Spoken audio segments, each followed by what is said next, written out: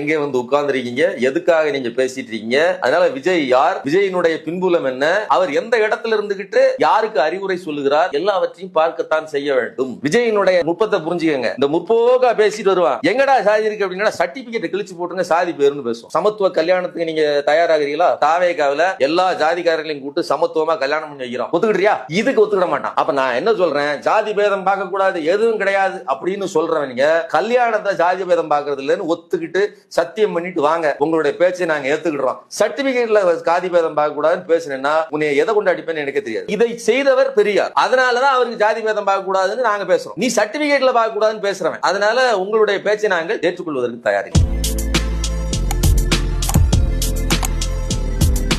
எப்படி இந்த போதை பொருட்களை எப்படி நம்ம அறவே ஒதுக்கி வைக்கிறோமோ அதே மாதிரி இந்த சாதி மதத்தையும் ரொம்ப ஸ்ட்ரிக்டா தூரமா ஒதுக்கி வச்சிருங்க. அதுதான் எல்லாருக்குமே நல்லது. சாதி பேதம் கூடாதுன்னு சொல்ற திருமாவளவன் அவர்களோட பேச்சு கேளுங்க.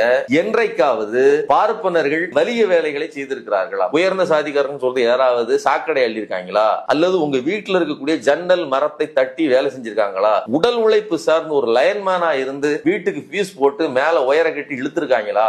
ஏன் ஒரு வண்டி ரிப்பேர் பண்ற இடத்துல கூட ஒரு ஹெல்பரா ஒரு மெக்கானிக்கா இருக்கிறது கிடையாது அப்படின்னு திருமாவளவன் சொல்றாரு. அப்போ அவர் அங்க சாதியை பருப்பொருளாக பார்க்கிறார் அர்த்தமா? கிடையாது. எங்கே யார் இருக்கிறார்கள் அப்படிங்கறத ஐடென்டிஃபை பண்றதுக்கு இந்த சாதிய உளவியல் தேவைப்படுகிறது. ஆனா விஜய் சொல்வதுங்கிறது சாதி எல்லாம் ஒதுக்கி தள்ள வேண்டியது, அதை கவனிக்கவே கூடாது, அது என்னன்னே நமக்கு புரியக்கூடாது. அப்படி இல்ல.